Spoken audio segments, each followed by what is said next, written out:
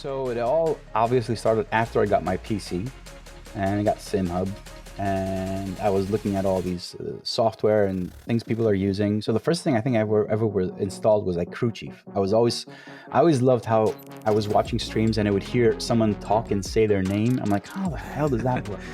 That's So Jim Crew for Chief, you. yeah, that's Jim. Yeah, I love Jim. No, actually, I don't. We're You know, on and off. we make Jim curse too. You gotta turn that button on for make him cuss.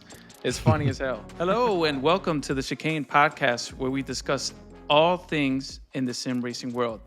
I'm your host, Jason Rivera, and I'm joined here by Jeff, Eric, and a very special guest today, proudly introducing the creator of the Lovely SimRacing ecosystem, aka Constantinos. How's everyone doing today? Doing good.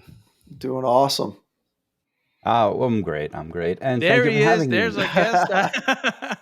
I was waiting for some signs of life here. Yeah, you got scared, huh? A little bit. We had some technical difficulties, but hopefully all is well.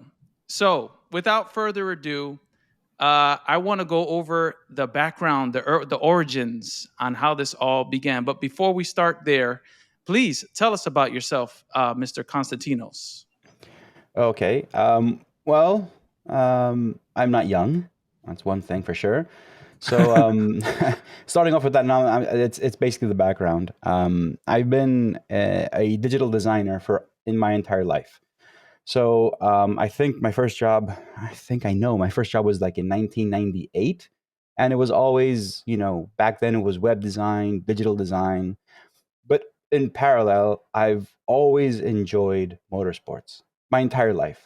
These two things have always been paramount. Like ever since I was a small kid, all my memories, I remember Formula One and designing cars and houses and all that kind of stuff. So through the years, as they progressed, motorsports obviously is not something I can do because it's too dangerous. It is too expensive. But design was something that I focused on. So I grew up, got my bachelor's in industrial design. The first thing I focused on my entire career around was user interfaces. So, back then, 98, it was web design, progressed slowly, and up until today, where I do UI design for mobiles and design systems and all that kind of stuff. It wasn't until COVID hit where I realized that I can actually get involved in motorsports, virtual motorsports. So, around May of 2020, that's when I started putting these things together. So my two passions, basically, design and motorsports. Okay. That's a cool That's story. awesome. Yeah. So tell us about, I guess, specifically your background with JavaScript and programming and how that ties into design. Oh, you're taking me back a lot. So I'm not a programmer per se. I've never studied programming. It was always a hobby. As I said, back in 98, when you would do design, it was web design. You didn't have schools that would teach you web design.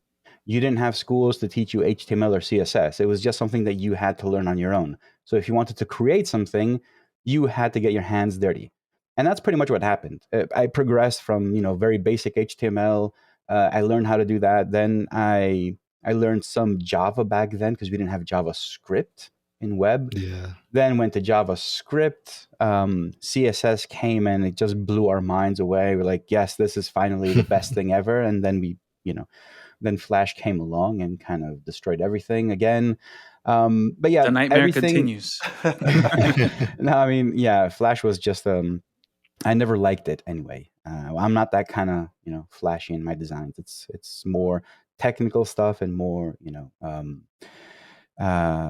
strict in the way I design my philosophy. It's more informational than anything. But yeah, I mean, my background has never been programming. It's always been dabbling with programming in order to get what I want, the results. Like when I first created one of my very first projects I ever created was back in 2000.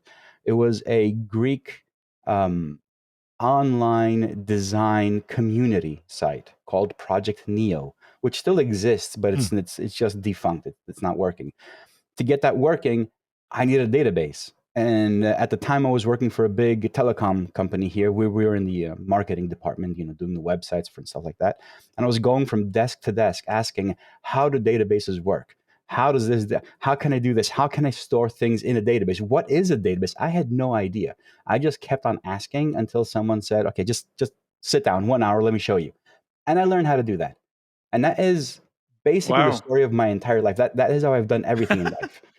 His entire life, in a nutshell. Even here, even what we're discussing today, but the Lovely dashboard.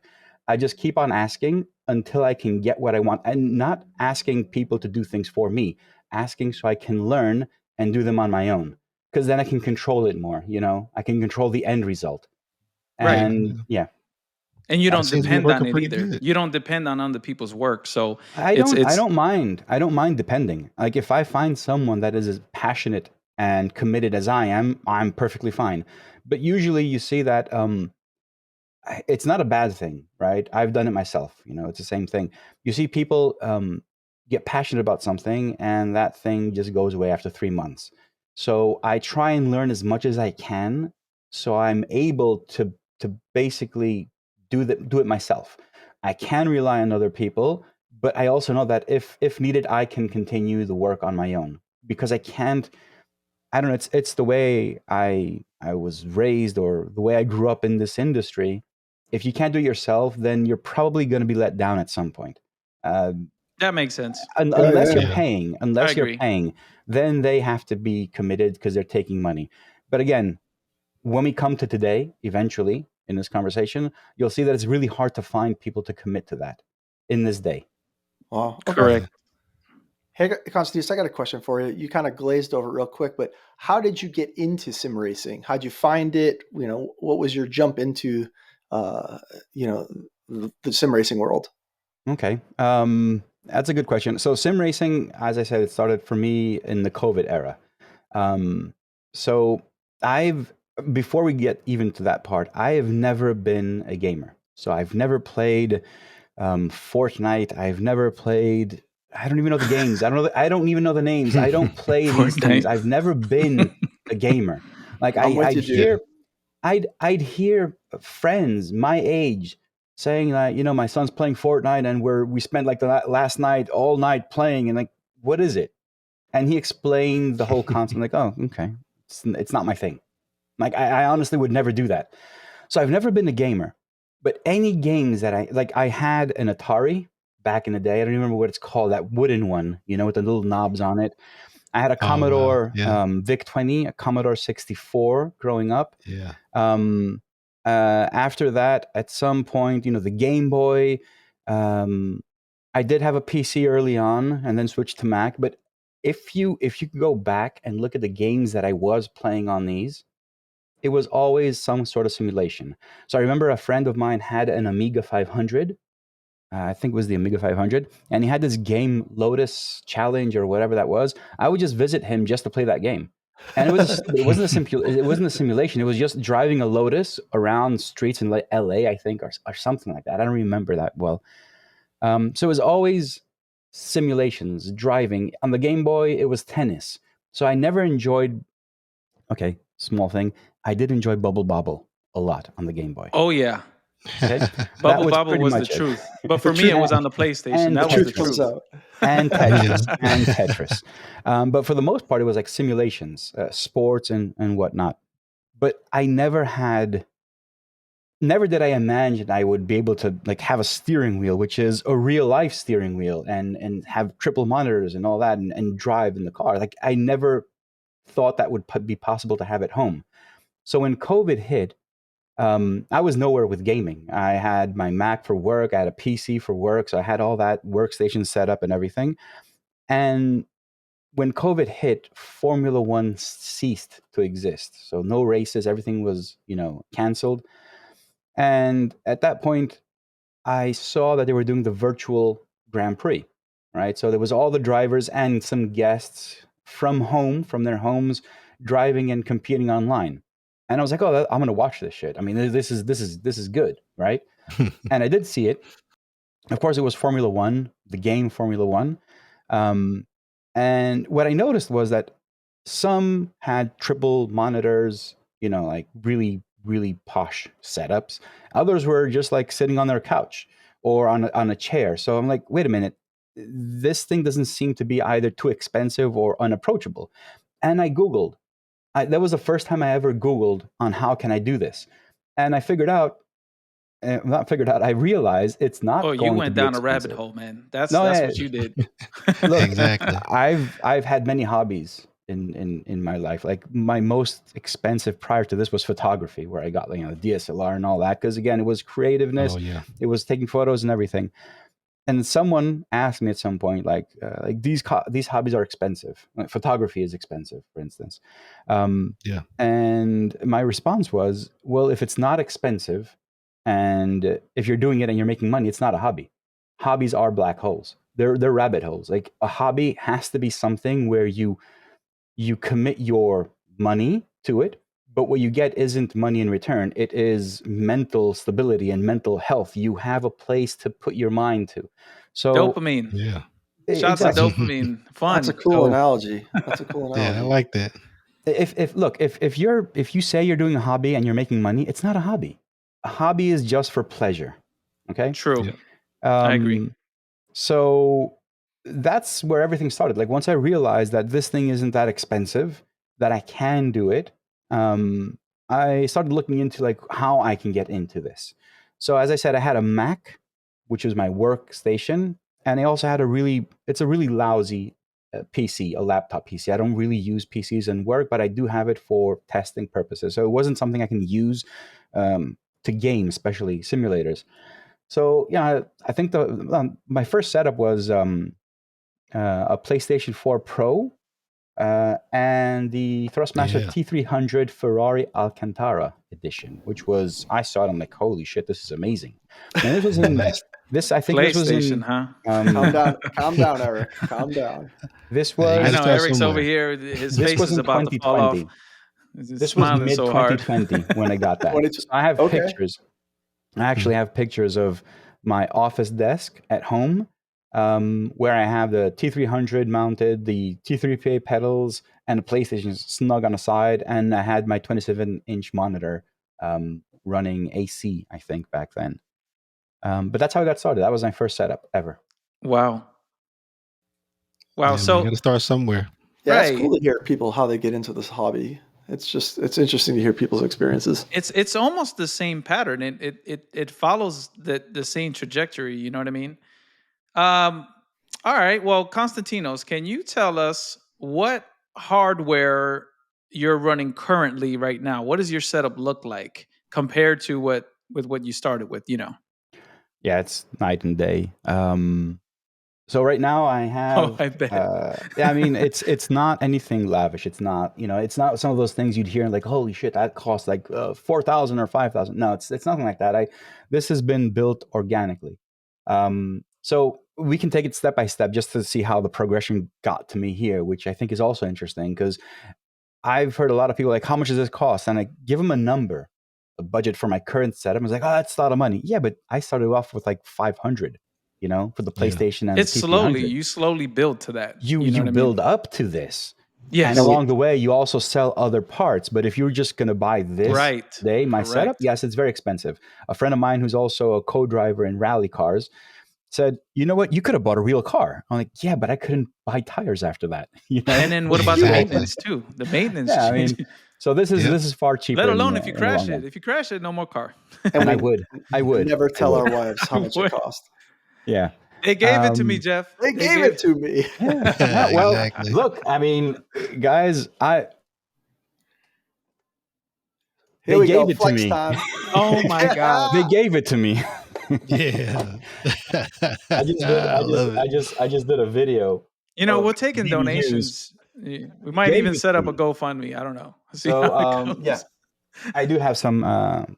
I do What get a some massive some flex. stuff. I love it Yeah. though. All I right, love so it. It's go ahead not a and keep flex. explaining. If I would have bought this, I would be flexing. But it was given to me Yeah. for development purposes initially, and now it's flexing purposes. No, I mean, Of course. all right. So I started off with the PlayStation and the T300. I later realized that I can't actually every single day swap everything out in the office. So I thought I'd basically come up here in the attic, which has now turned into a huge playroom. I had an old 55-inch TV, so I just got myself a play seat. I put everything in front of the TV, and that's where it got a bit more serious. Later on, I started dabbling with creating my own hardware as well. So I created a steering wheel, which I also have on GitHub. It was an Arduino steering wheel. And everything started getting a bit more serious. And then that's when I wanted to basically stream. So I got my Mac up here and I started dabbling with how to stream and all that. But hardware wise, going from the initial T300 and PlayStation 4, I got the play seat. Then I swapped out the play seat for the GT1 Evo from SimLab, which is the one I'm actually sitting in right now. I still have it. And that is a massive jump. Nice. Yes, so that, and I got a 32-inch curved screen. So that was like the first foray into a proper rig. That was V1, version 1, or version 1.2. PlayStation though. Still PlayStation. Oh, PlayStation. Oh, still Okay. PlayStation. Okay. Yeah, it was going slowly. After that, I got 3 new monitors and a monitor stand and the gaming PC, because you can't do triples with PlayStation. So that was like the next step. And the screen that I already had before became my 4th monitor, which is actually what I still have. It's the same thing. After that, I got the DD1 from Fanatic and the steering wheel, so I upgraded the base. I did move on to the load cell pedals from Thrustmaster before I switched the base, so I had that. I had those for quite some time. Don't remember what they're called, but you know which ones I'm talking about, the load cell pedals from Thrustmaster, the first ones they came out with. After that, I swapped those out for SimRacing Alien pedals, which if you ever looked at them, there's a small Czech company. They make some pedals that look a lot and function a lot like the Heusinkveld Sprints. They're all load cell and everything. So those went in the rig. And I think the last thing that, and then I had like all these peripherals. So I did get like a DDU. I got some Stream Decks. I don't know, like Go XLRs, like all these different things, especially for the streaming. So cameras, those were small upgrades here and there. The next big change that I made was I got a streaming PC. So right now in my rig, right behind all the screens, there is the gaming PC, and on top of it is the streaming PC. So I split those two up, and that was the smartest thing I ever did regarding streaming and gaming at the same time. And today, this is where I am. I'm sitting in front of 3 32-inch Samsungs, a 32-inch AOC for the 4th monitor. DD1 still is here. I haven't swapped that out. OMPC GT1 Evo, pretty much Very it. nice. I haven't changed that. But as you can, this was a progression for the past.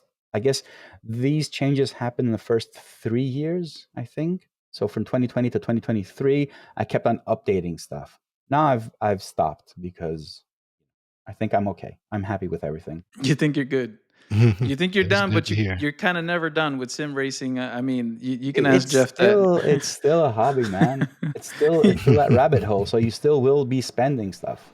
I Yeah. just didn't have. I honestly haven't had a chance to spend as much as I would or I could if I didn't have all these very very generous partners sending me a few things.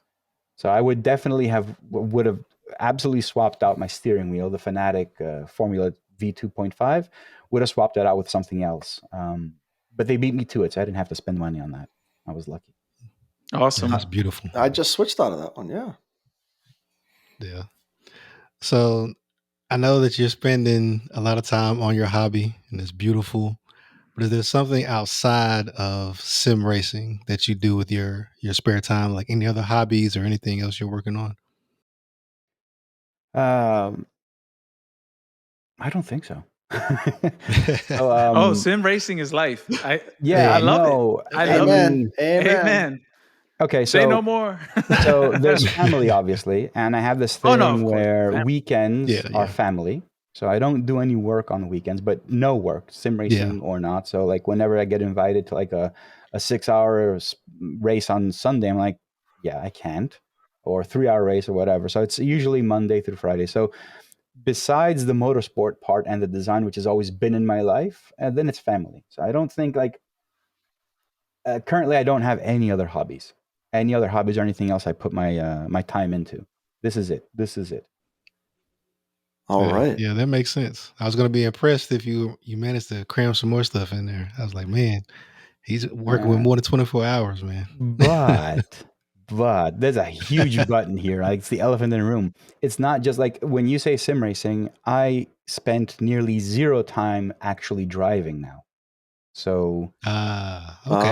Yeah. sim racing. When I say Oh. sim racing, I don't mean spending time driving. It's the thing that I do the least right now. I don't mind because, again, I enjoy doing these things.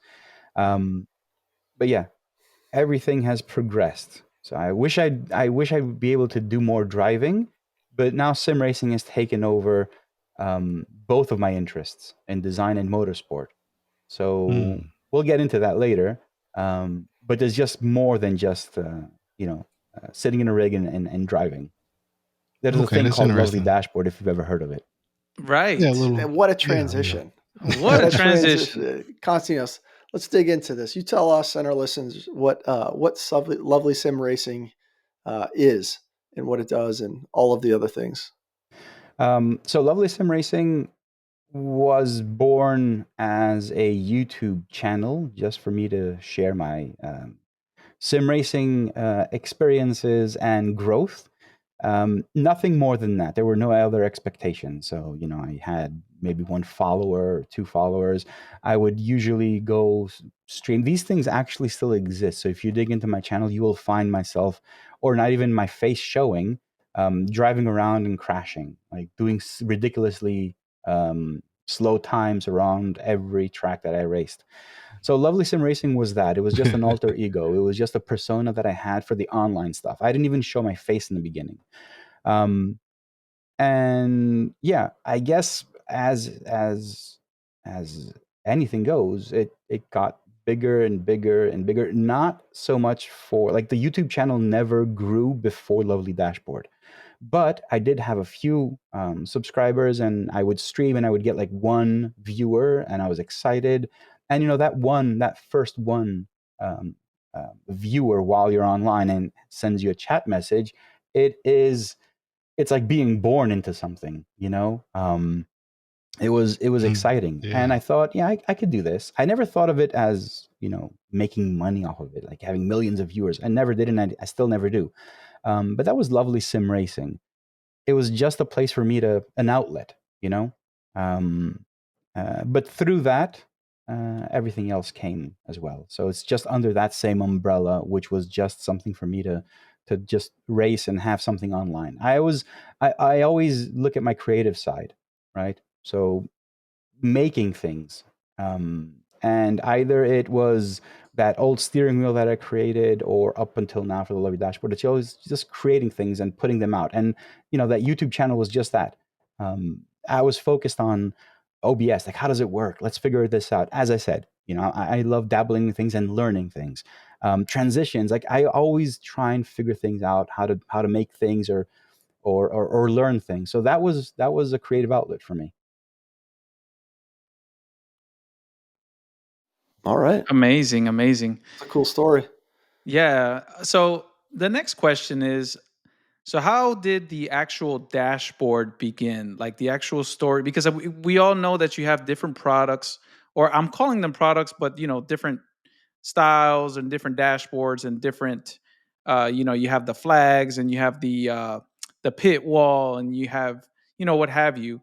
But it started with the dashboard. So can you tell us how that happened and how did it begin, if you may? Um, so it all obviously started after I got my PC and I got SimHub, and I was looking at all these software and things people are using. So the first thing I think I ever were installed was like Crew Chief. I always loved how I was watching streams and I would hear someone talk and say their name. I'm like, how the hell does that work? That's So Jim Yeah, Crew for that's you. Chief, cool. yeah, that's Jim. Yeah, I love Jim. Well, actually, I don't. We're You know, on and we off. make Jim curse too. You got to turn that button on for make him cuss. It's funny as hell. Um, so I discovered SimHub. I downloaded SimHub, and the first thing I saw in SimHub was dashboards. I really love the idea of having telemetry which isn't bound to the car you're in, right? So for that was like every time I would go in a Lambo, I'd have to understand what the dashboard says. Then I jump into the Audi. Oh, what's this? This is new. I go into the BMW. Oh man, where's the ABS? Where's the traction control? I would always have to discover these things in every different car. So I would, just scour the internet and find new dashboards and load them. At this point, I was just, trying out, and that's when I actually got my first DDU. Which was a 5-inch 3D printed, really low end version of a DDU. Again, it was a Vocore screen, so it was pretty fairly standard even for today. And when I got it, that's when it kind of kicked me in the butt. I'm like, wait a minute. I downloaded a dashboard that was good looking, but didn't offer any useful information. I downloaded one that has a lot of useful information, but looks like ass. I downloaded some that were perfect in both senses, but only work for iRacing and not for ACC. I downloaded one for ACC, but didn't work for anything else. I'm like, wait a minute, there's got to be something going on here. Like, there's got to be something that works for everything. And I couldn't find one. I couldn't find one that had my standards, like what I wanted. And then and then I'm like, I'll make one, I opened up Dash Studio and Sim Hub. I'm like, what the hell is going on here? I had no idea. I put like the N for the gear and in the middle. I bind it to the property. I run ACC and I see that thing going from 1, 2, 3, 4. I'm like, shit, I can do this, right? It's how hard can it be? Little did I know. Little did you know. So the first thing I did before I even dabbled in Sim Hub creating the dashboard, like after I understood what can be done in Sim Hub, I went down to my office, launched Sketch, which is the app that I use for UI design, and designed a dashboard. I designed a dashboard not with what Sim Hub can do, but what I had in mind, like what I want to see while I'm driving. So the design of the Lovely dashboard has always been about glanceable information. It has always been about information architecture. So priorities, like what is bigger, what is smaller, what is more important than the other thing. And I always used color to transmit importance. So throughout the dashboard, there's very few colors you'll see. But it's always red is bad, green is good, and gray is neutral. And then you also have the FIA standard colors for, green, you're faster than yourself, yellow, you're slower than yourself, and purple, you're faster than everyone else. So that was the idea. Like I designed it first, what information I wanted to use and see. I tested it locally for myself, and it was working. And I was happy with it. And that's how it began. As I said, little did I know. Wow. Yeah, this spoken like you designed a thing or two in your lifetime. But speaking of that, I know you mentioned the dashboard, but just give us kind of like the full portfolio of just products that you've got available. So as far as Sim Hub is concerned, I don't remember. Sometimes I forget them all. So there's the Lovely dashboard, which is the standard sized 16:9 ratio screen, which you'd find in most dashboards, DDUs. There's the Lovely Dashboard XL, which is the wide screen. It's not the ultra wide. It is the 10-inch, let's say, the 10-inch you'd find with Grid Engineering, their dashboard. I created one, which is the Lovely Dashboard Curved Edition, which is for dashboards that have a curve on top, because apparently squares don't fit really well on that. I had the opportunity to meet online, not in person, and partner up with Tony Kanaan. So we created together the Lovely Dashboard TK Edition, which essentially is the same exact as the Lovely Dashboard. It only has a new theme, new color scheme, a different splash idle page, and it is set up the way that Tony wants to drive. So when you first load it, if you don't have any of your own settings, the dashboard will be exactly the same thing as Tony has in his rig and in all of his rigs that he has in his studio. Oh, wow. That's awesome. I didn't know that. I knew about the theme. I didn't know about the settings being catered to him. That's awesome. So if you haven't overridden any settings, if you haven't used the configurator for the dashboard, if you just install it, everything you see, it is exactly how he has it in his rig. We basically sat for a couple of hours going through every single option, even the timings, like when you finish the lap and it pops up information, even how long that stands there, it is customized to his liking. Wow. This is something you can do anyway. Like you can do it for yourself as well. But we did it together to be the TK edition, basically. That's cool. What else is there? So when I got the Asher wheel that has a screen on it, I created the Lovely Dashboard Companion, which is a companion to the first. Because when I got everything that I've created has been created because there was some sort of need or a problem that I wanted to solve. So when I received the Lovely Dashboard, the Asher Racing wheel, and I had a screen, I realized I had two screens in front of me. And having the Lovely Dashboard on both made zero to no sense. Like you can have the Lovely Dashboard on your wheel, but if you already have another dashboard, then it doesn't make sense. And it was kind of like, what am I going to do? So I created the Lovely Dashboard Companion. So now if you have a DDU and you have a screen on your wheel, you can use a companion. And the companion is a very stripped down version of the Lovely Dashboard. It only has a map. It gives you weather conditions, track name and track turns and all that kind of stuff. And it also has information about your next race if you signed up for LFM or pit skill. And SimGrid, it will be following as well. So there's the Lovely Dashboard Companion. Another companion dashboard are the flags, where all it does is just show you flags in a race during the race. So if you have a secondary DDU like I do, you can have that. What else is there? I'm sure I'm forgetting a lot. Honestly, I always forget. The pit wall, the lovely the pit pit wall wall. is the end. The pit wall is something we'll just talk at the end. That's we're not my talking favorite. About the pit wall now. The pit wall is my favorite. thing's a Hands beast. down. I need to launch. What else is there? Oh, we have the lovely dashboard. Well, the lovely overlay. So when I was streaming, I wanted to put the information that I have in front of me on the stream as well. But I didn't want to have the dashboard because that would be silly. Like, you don't really want to see the dashboard. So I created a version of the Lovely Dashboard, which is made for streaming. So it has information on your gears and all that kind of stuff, but it doesn't have information on the car itself. So that was done. Then I created the Lovely Tower. Again, a need for my streams. Yep. So I run the tower basically, to my streams. Thank you very much. there's an update for coming. it. There's an update coming today for all of these things. So if so whenever you watch this, 2.7.5 will have launched, and there's an upgrade on a lot of the stuff there. Let's go. Let's do it. Honestly, I keep on forgetting how many things are in here. 2.75 reveal live here with the man himself. Yeah, it's love not that. It's not that. Well, we can get into details, but it's not going to be. It's not for this podcast. I'm not going to sell that.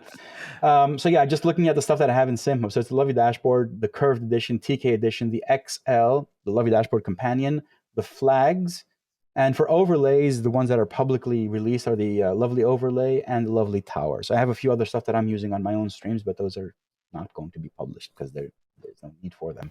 And finally, I guess the most important one, the largest one in actual size as well and work, is the Lovely Pit Wall. And again, the pit wall was a suggestion in my Discord, and I'm like, why not? You know, which was a very wise and a very stupid decision. That the pit wall is one of the largest undertakings.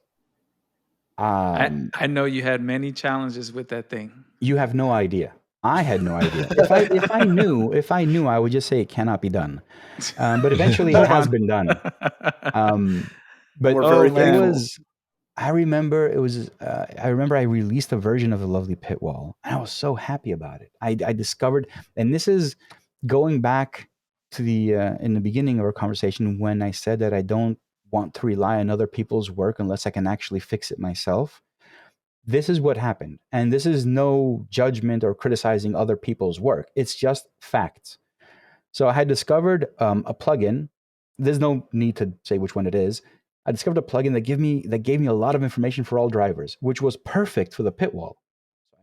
Installed the plugin, and I updated the entire pit wall. This is a week's worth of work. right? Everything was using that plugin. I ran it locally. It was great. Everything was perfect. I loved it. I'm like, wow, this is great. And I released it. I'm like, guys, this is the largest update for the pit wall. You can see everything for other drivers. It is amazing. 10 minutes later, someone says, it's stuttering.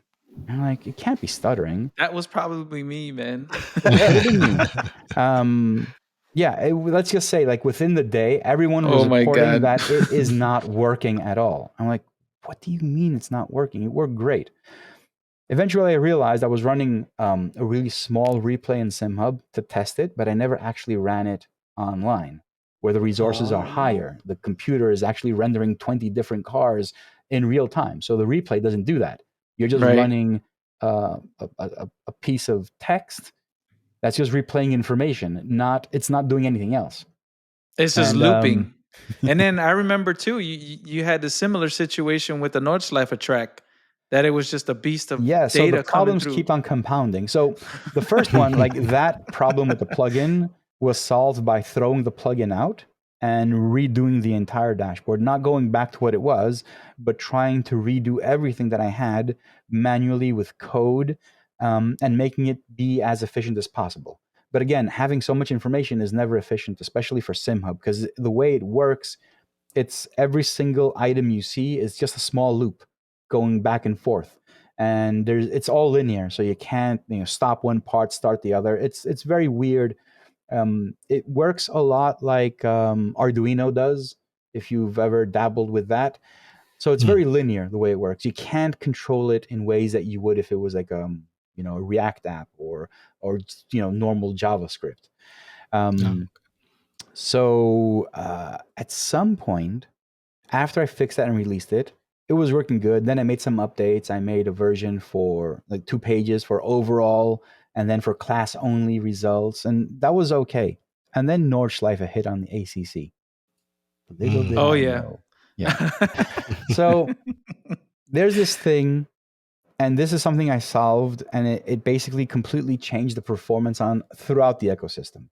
So there's this thing that I had created, which it basically stores your tire data for 1 or 2 or 3 laps, and it gives you an average number over those.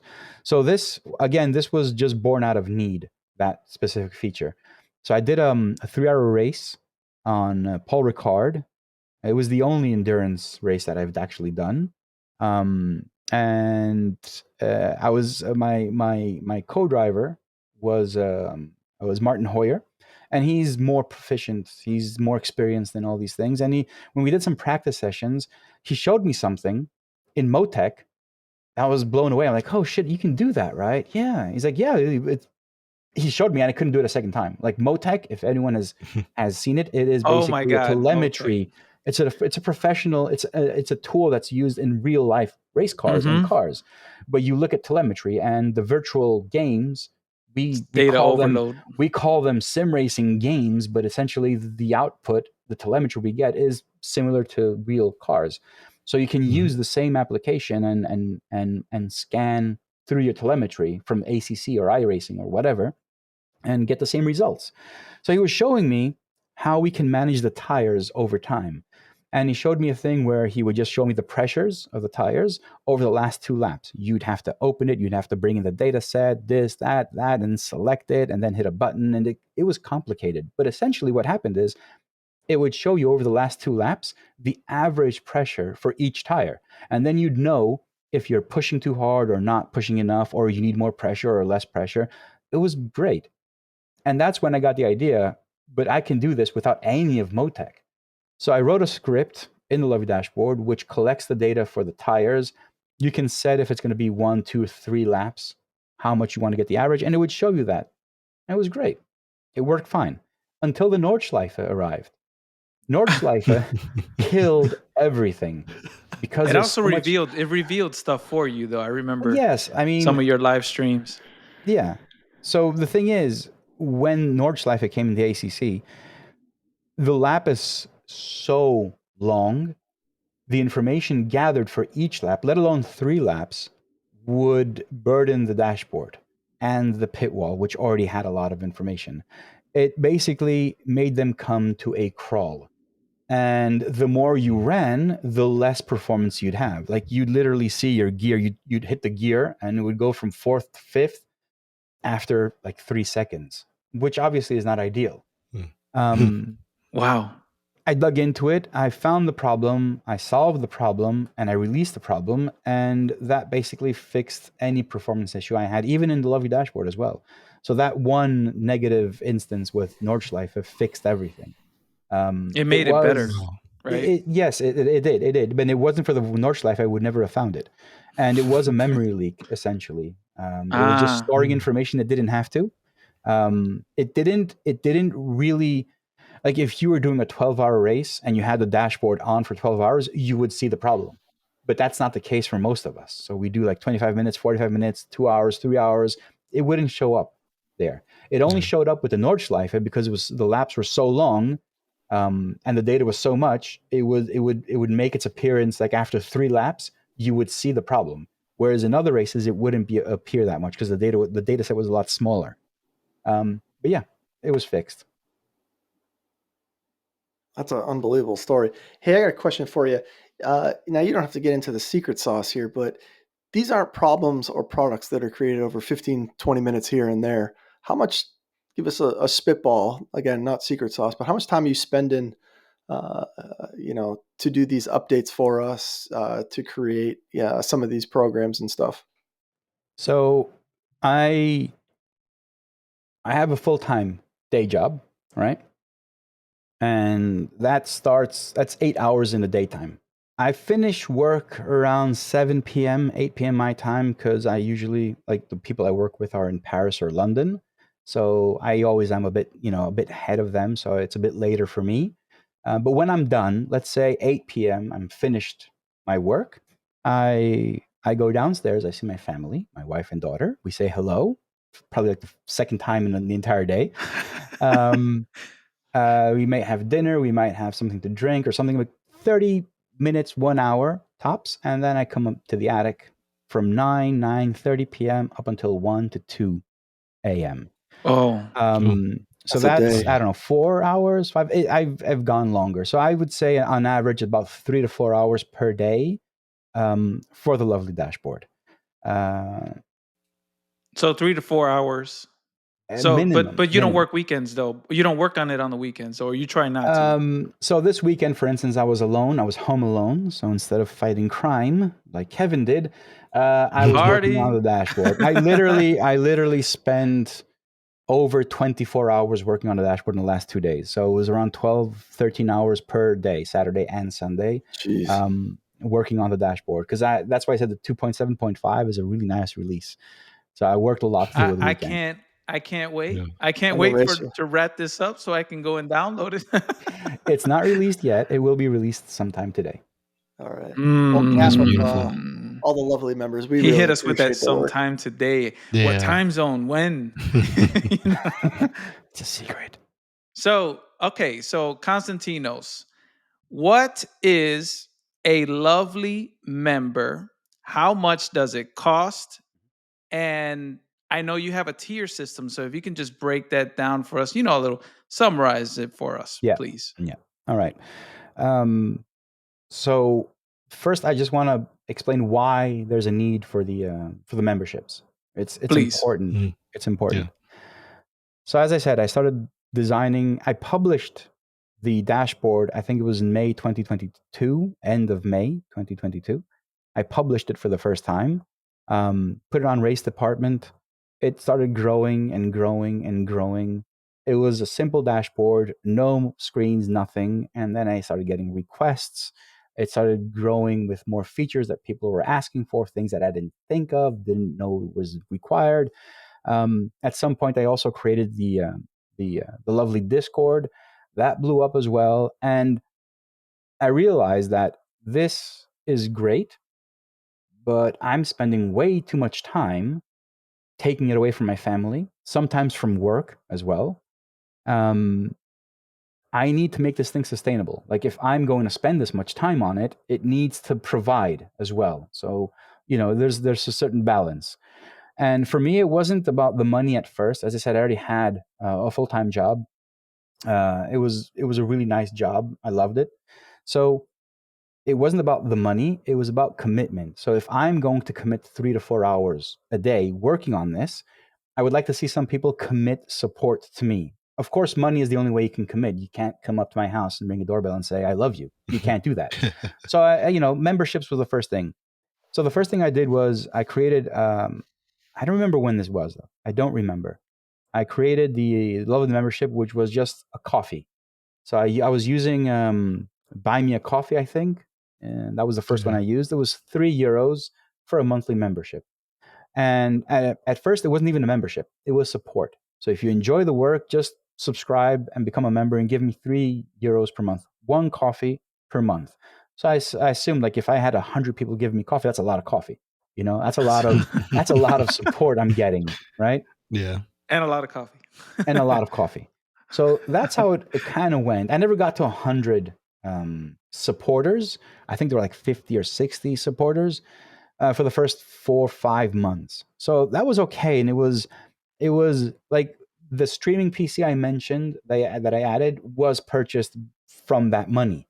Like I think it was 4 months of collecting money from these support were enough to get me a basic streaming PC. So that's the idea. Like I didn't ever think that this would be a job. It would just be like, I'm committing time, you're committing some money as a supporter, and we're all good. Everything's jolly. But that again changed at some point when there were more products, more stuff to work on. The pit more wall, time. the pit wall was killing me, honestly, because it was a lot of work going into the pit wall.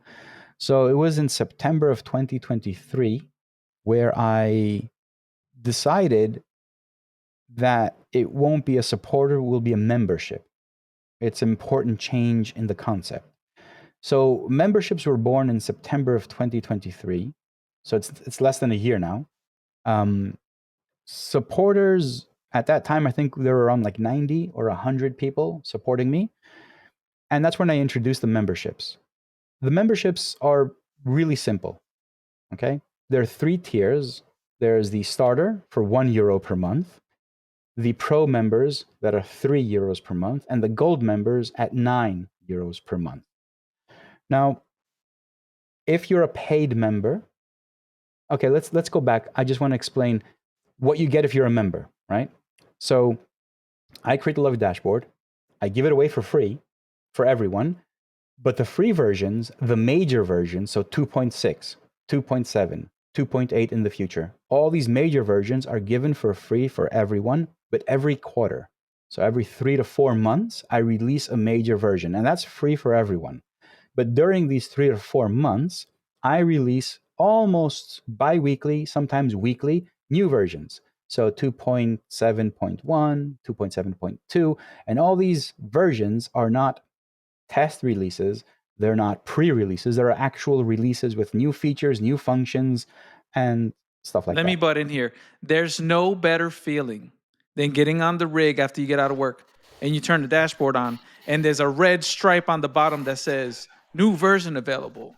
I get ecstatic every time. Sorry to steal your thunder. I had to throw that out there, man. Me and Jason have like a go back and forth over who can text the other person that there's an update out for the quickest.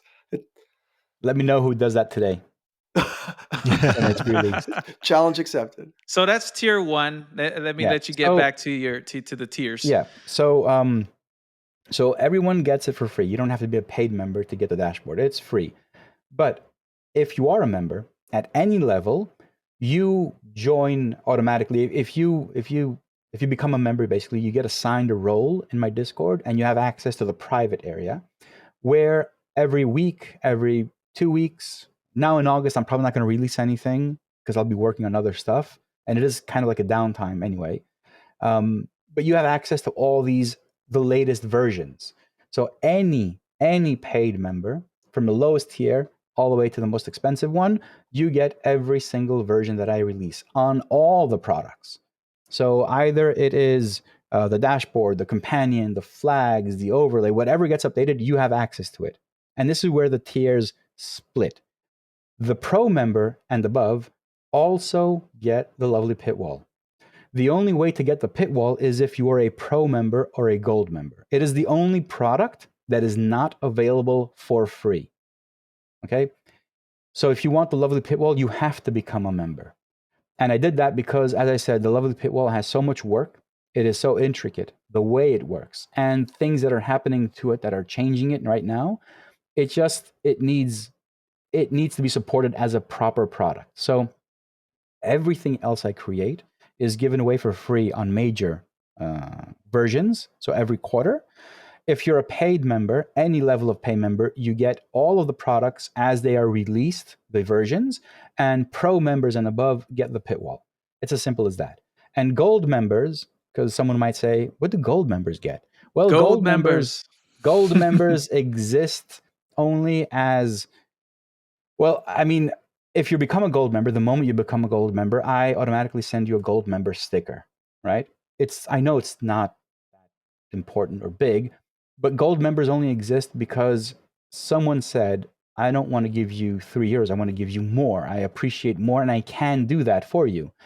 So I never thought of creating that gold tier. It was the members themselves that suggested that I do create it. And I did. And the gold members are now at a really nice number. It's not the levels of number, the pro members or the starter members, but they are there to give me that extra support, that extra kick in the butt. So gold members don't actually get anything more than the rest. They do get a gold member exclusive sticker. I don't even have one. And we get honest. to go to the gold member lounge too.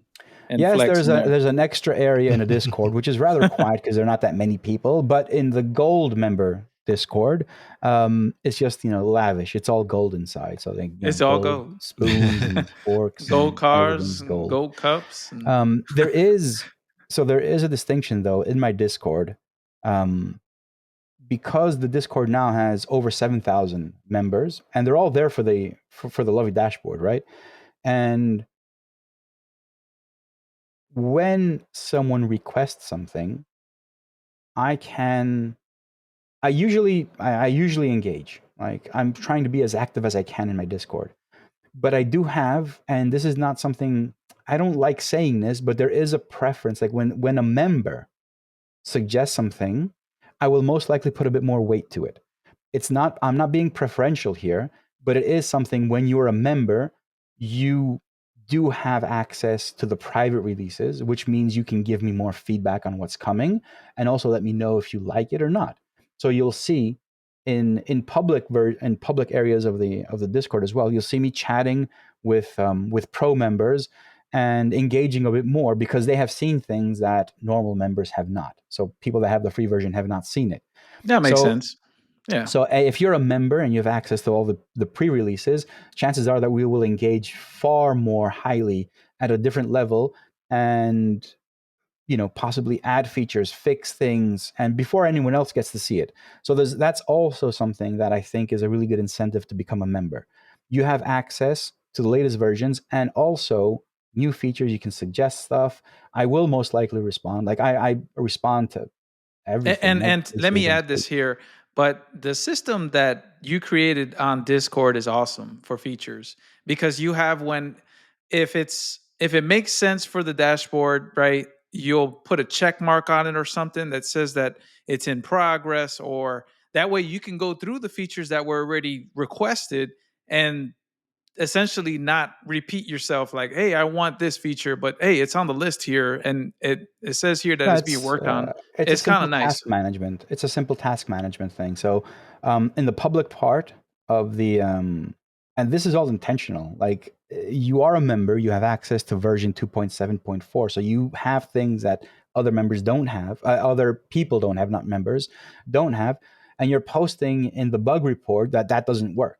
That is intentional, having it public, because I want people to see that aren't members, that don't have that version, that version exists. It's the only way for me to promote it without promoting it, right? I see. And I also have a roadmap, a public roadmap, showing what's coming in 2.7.5, for instance. So if you're not a member, you know what's there. You know what you're missing. It's a way to promote it, because I don't like promoting my work. I like the work to speak for itself, and that's how it's gotten up to where it is today. So as I said, in the public part, there is a bug report and a feature suggestion for the dashboard. And when people can have a crazy idea, they can post it in there.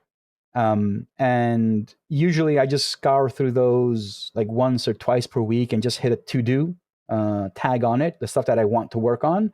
If I do it, I just switch the tag to done, and I also say which version is coming in. So there's a good report there where everyone can suggest things or have a bug report, and which I can just, when I'm sitting in a rig and like, what am I going to do now? I don't have to think. I don't have notes. I just go to Discord and look at all of the list of things that people have already mentioned. And I start off with the bug reports, which is probably the most important thing. So fixing things that don't work well. And then I move on to the suggestions and features. And I add stuff to the dash. That Wow. sounds like somebody with a background in marketing and UX design. Just I would not know. Guilty. Yeah, no, But, I mean, you need to have that. And if you are a member, there's also, if you're a pro member and above, there's also in the private area, there's also pit wall features and pit wall bugs. Those are not available to anyone else other than pro and gold members, simply because if you're not a member, you don't have access to it. And also there are things in there that sometimes we discuss and, it's irrelevant to anyone else. Right? It's the pit wall. Gotcha. awesome. So you've been talking about all this goodness, and I feel like you're gonna break my heart. But I got a question: what all sims do the Lovely product support? Well, the very basic is everything. There's no limit. Okay. The initial version of the Lovely dashboard was limited to AAC, ACC, and iRacing, for instance. And if you loaded up a different sim, it would just give you this stupid screen that said it's not working. And I did that because I didn't have a lot of users. There were not a lot of people using it. The people that were using it were very, I mean, I hated it, but I couldn't put myself to put more time in and make it work. So I did do that. I made it work. So now the Lovely dashboard, whatever sim you load up, it will show you information. Okay? So it will show you the very basic stuff. If there's tire data, you will see it. If there's gears and throttle and brake, you will see that. If there's timings, you will see that. Whatever the game gives us, we will display it. It's as simple as that. But there are sims that are made natively to work with the Lovely dashboard. So that's AC, ACC, iRacing, RF2, LMU is, but it is supported. What else is there? AMS2? Did you mention AMS2? Yeah, I don't remember everything, guys. Honestly, my memory sucks. So, I'm thinking F1, the F1 games. F1 games, all are supported, the entire franchise. AMS2, F1, RF2, yeah. And I haven't listed LMU on the site because LMU is kind of wonky at this point. It is. Well, it's a pre-release. It's not really. Yes, but also it's not fully there. So it does have telemetry. It does work, but there's not full documentation on what they're sharing with us. So it's really hard for me to follow up. And every update they do, they could break things. So although if you do use LMU, it will work because the dashboard supports RF2, so R Factor 2 and Le Mans Ultimate basically are the same thing. But Le Mans Ultimate is not there yet. So if you do use it, you will be able to see it. You will see, from MGUs and battery and ERS, and you will see specific things for LMU, but I just don't go out shouting about it because it can break any moment or it might not work perfectly because the game is still not fully released. So they're coming out with DLCs, but the game is still in beta. So I know that's the part. That is another discussion. Trust me. They're charging us DLC now, and it's like the game's not even fixed. You need to focus on getting the game out and getting it right first. Yeah. Sorry. I see it. I see the need. I have strong feelings on that one. Yeah, I don't have any feelings on that one. I don't really run Le Mans Ultimate. I see the reason why they're doing it. I don't have hard feelings against it. I think creating a product generates requirements, either to build it, to develop it. And I'm pretty sure they didn't, I don't think anyone, like in Le Mans Ultimate and whatever what the company's called, I forgot their name. I don't think they got up and said like, "Oh, today we're going to make $1 million." It was more like, "Shit, if we want this game to actually be released, we need to generate some money at this point." It's not like they're Call of Duty, Yeah. and then, it's automatic Yeah. money. Yeah. Copy and paste. Yeah. So I think that was pretty Copy-paste. much. I think that's pretty much where they were. So like, okay, we need to get some revenue, or else we're dead in the water. So I don't judge anyone. I don't criticize anyone. I know what it's like to create a product, and I'm pretty much it's the same for them. This is a very niche market. Like simulators are not Fortnite. Like not everyone is playing Yeah. Le Mans Ultimate. There are a lot of players, but if you look like the numbers, like I think AC peaked at 16,000. AC Mm. peaked at That's not much. 16,900, peaked at 17,000. Do you imagine Yeah. what Fortnite Wild. is peaking at? AC. I think, yeah. Yeah, that was Yeah. I was back in looking at the numbers. 2016. I think it No, came no, no, out. no, no, no, no, no. This was recently. AC is going up because of Evo. It's Oh, going up. I don't know AC. where they are now. Yeah. Oh, Not ACC. AC. I don't know. This number may not be the actual number. But what I'm saying is roughly. the number Okay. that AC peaked, and that was a couple of weeks ago, because they're seeing a tremendous spike because of AC Evo coming up soon. Because So of the everybody's- news headline. I see. I Yeah. see. Yeah. and it peaked. They said the all-time high for AC was that number. I'm like, wait, that number is just like, it's just like Nothing. a little piece of what everyone else is doing. So this still Right. is a niche market. So I'm pretty sure LMU had a really good reason to Well, sell that the makes DLC. sense. That makes sense. So I'm just being. I understand it. I understand it. Yeah. Yeah. Yeah. So I did have a question because you mentioned kind of made a distinction between the Lovely dashboard. Basically, you'll take whatever telemetry you can get, but there are games you have native support for. Is there a difference between a game you're just grabbing telemetry from and one that there's native support for? There is. So if a game comes out and I want to give you a good example. Formula One, for instance. So Formula One, for whatever reason, I still believe it's a game. It's a simcade. It's not a simulator. For whatever reason, Formula One has traction control and ABS. But that's not how Formula One works. Preaching to So the what choir. we do in the dashboard is, if the game is Formula One, we remove some of the information on the dashboard and add the stuff that's actually more required. So the fuel mix, differentials. We don't show ABS. I think I don't. So the dashboard, depending on the game, adapts as well. Now, if this is a game that we know, so the experience is customized for Formula One. Yeah, you might not see ABS, but dude, if you're doing a Formula One, turn it off. It doesn't exist. Thank you. Thank you so much for And putting that traction out. control as well. I don't think we show it. Turn the Although damn in assists game, off. as an assist in game, you can have it and you can change it. It does exist in the game. We just don't show it, and as part of the UI. So that's the customization and the experience we create for the natively supported games. Now, if you jump in Gran Turismo 7, which is a game that can connect to SimHub through a PC and share telemetry, it's got nothing. Like Gran Turismo doesn't even have maps. You can see your gear, you can see RPM, throttle, and brake input. You can see lap times, I think, and your position, but basically that's it. But that doesn't mean the dashboard won't work. If you fire up Gran Turismo 7 and you're using your setup, you've got it all working, you can use the Lovely dashboard. It's just that the information is very, very poor because Gran Turismo does not share all the information. So that's pretty much it. That's the distinction between a natively supported game, a simulator, and something that's not supported natively. It's basically the experience. Okay, that's cool. That's good to know. I'm going to jump in. You got a lot of products, but then you also are so connected to us as end users.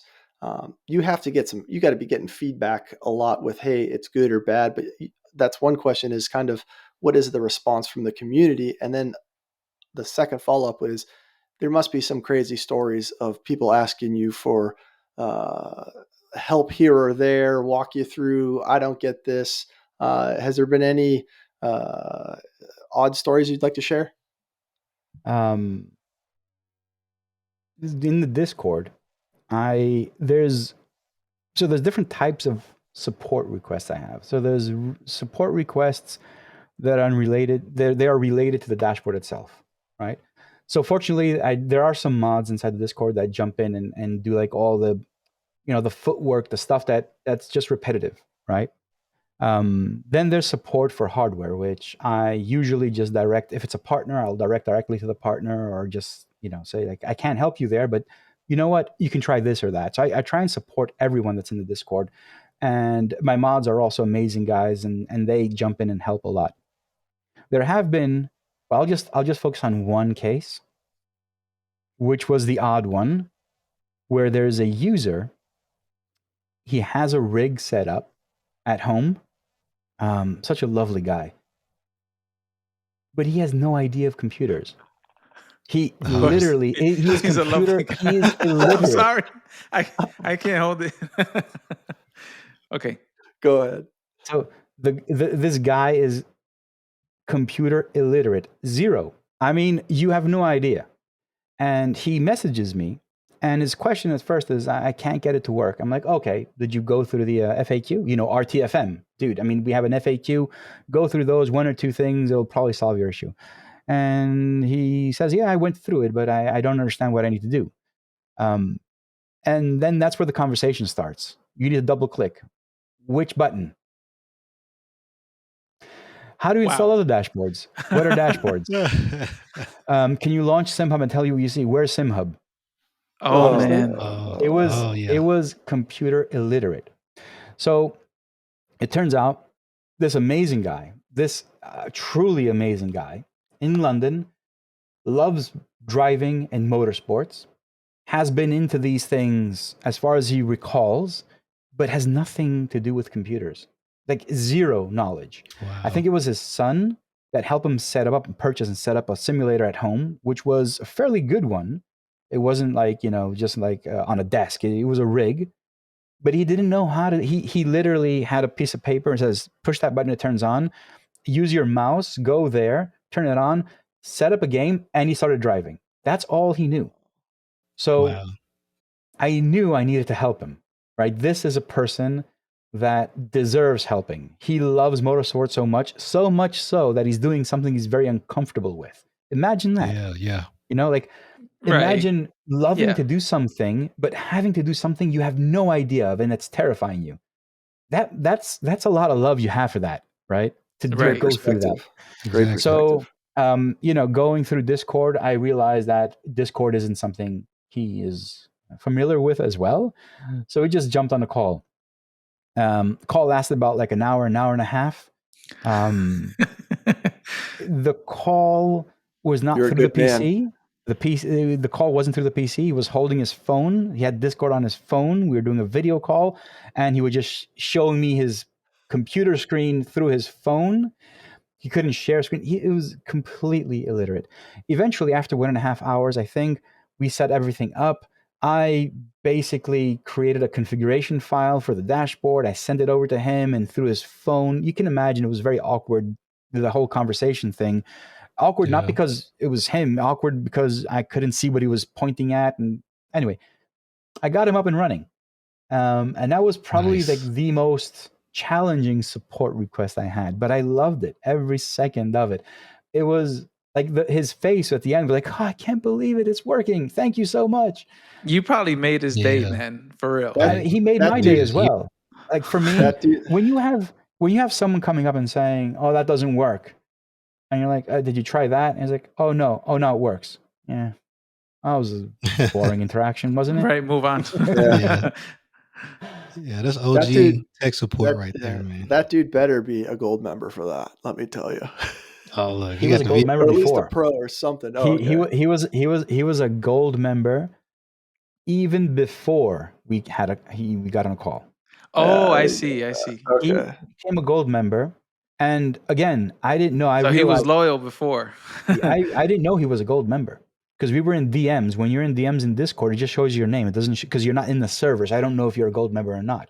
Right. Yeah. So we got on a call and everything, and he's like, he asked me.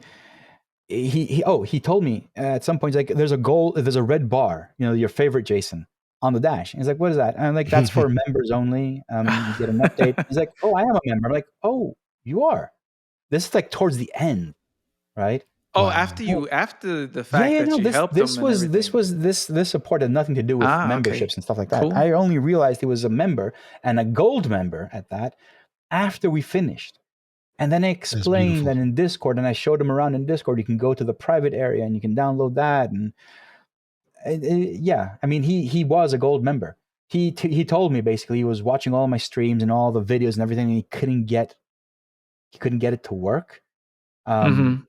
And even before we got in contact, he became a gold member because he really loved what I was doing, even though he wasn't using it. Like even though Wow. he didn't have it set up. So yeah, I get that. That is probably the You'll never forget about that one, man. That's a cool story. I will never forget about that one. That support was probably the best one, like the best story I have for support. But also like day in, day out, I get a lot of people just saying like, I love the dashboard. I love what you do. Thank you. So that's a lot. I haven't gotten any hate yet. Maybe one or two people have shown me like the dark side. But in general, I try not to be negative. Like, at any point in time for anyone. I can comfortably say that all three of us are fans of your work. Definitely. 100,000%. I mean, your work is amazing. It's exciting every time I get on the rig, and like I said, I see that update popped up. I read the roadmap notes. You have everything organized. It's just it's a pleasure, man. It's like what else can I do for you? You know what I mean? That's how I feel. What can I do for you? I feel like you give me so much. You're bringing my rig to life. Without that data being shown, it's kind of like I'm lost. You know what I mean? I can't live without it. I'll be honest with you, live on the show, I can't live without the dashboards. So I mean, that's what went through my mind when I became a member. I was like, I don't want this to die. And I think I've told you that many times. I said, you can't quit, bro. No matter what. You can't quit. You cannot stop. I mean, you got me onto the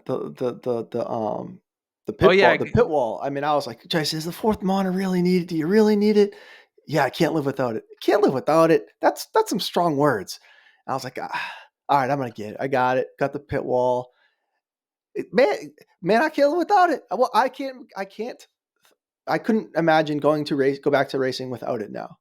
Yeah, and like to the point is, I see people online sim racing, and I'm like, oh, he don't have Lovely Dash. I can't take him that serious.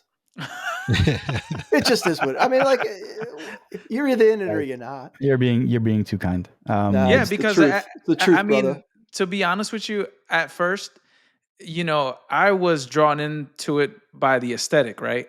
All this data being shown, it kind of looks cool for my streams and everything.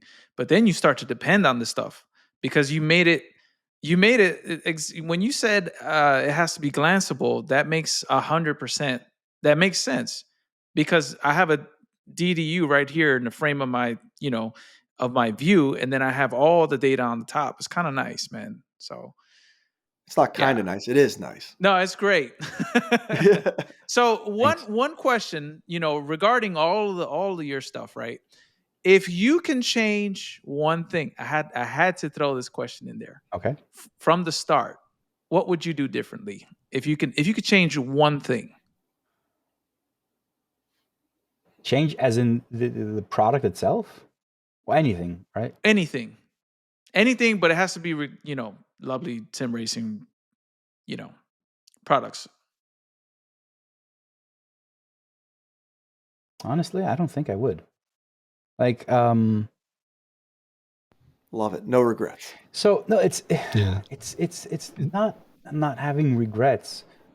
It's just a philosophy. It's how you think, and this is the second take. This is the second take of this interview. The first one kind of failed, but I don't know. It was part of the conversation. Oh no, you threw it.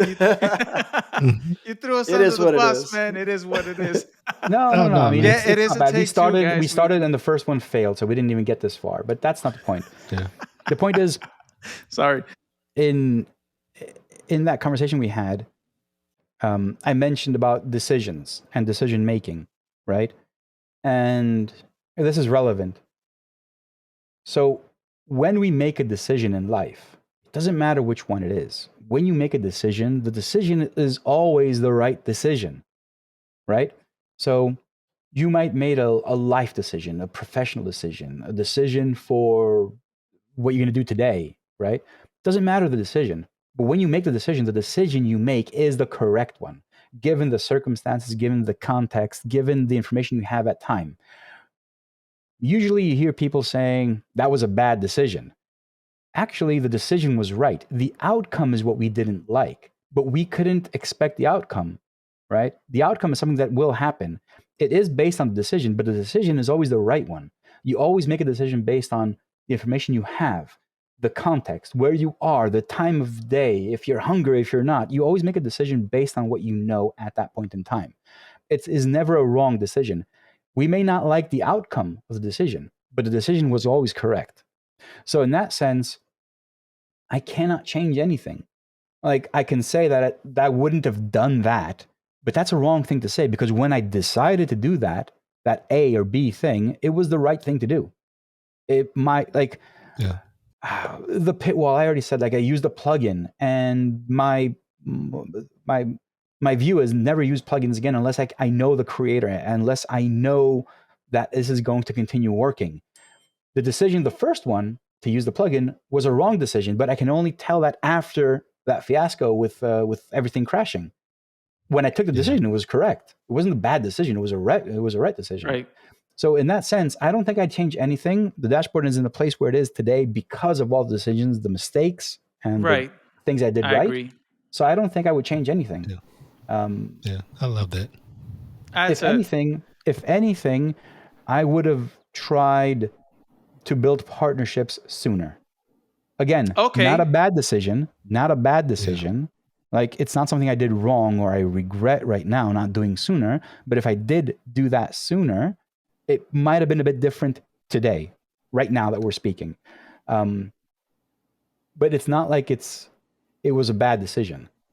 Like when I sent, I do want to talk about a bit about my partners because they have been supporting me and helping me in many ways. Yeah, sure. And I think the first one, in life in general, good words or praise for someone's work when it actually deserves it never goes unwelcomed or never goes to waste. This has been the same thing throughout my life. I've made friendships just by sending an email telling someone, dude, I saw that website. I saw that you made it. I don't know who you are, but it's fucking amazing. And that built into one of my my greatest friendships, and professional and private. So the same thing happened now. Like I saw, I am a McLaren fan. You already know that. But I saw Tony Kanaan, he was showing off something in his rig, and I sent him a message saying, he was using Lovely Dashboard. Tony Kanaan was using the Lovely Dashboard, and he was showing something off, and I sent him a message. I'm like, dude, that's amazing. I'm Constantinos. I made the Lovely Dashboard. If you ever want to, maybe chat. And this was a long shot. I was just throwing a dart in the dark on a wall that didn't know existed, right? Into thin air. And expecting it to land. Yeah. 5 minutes later, he responded. 5 minutes. Yes. Wow. Yeah, it was immediate. It was immediate. He responded saying, yeah, I love the dashboard. Let's get on a call. Let's talk and this. And that transformed into a partnership. And that also brought the Lovely Dashboard TK edition. And now we chat as often as we can because, he's extremely busy in general. So we chat as often as we can. Things that are going to happen in the future, things we want to do and whatnot.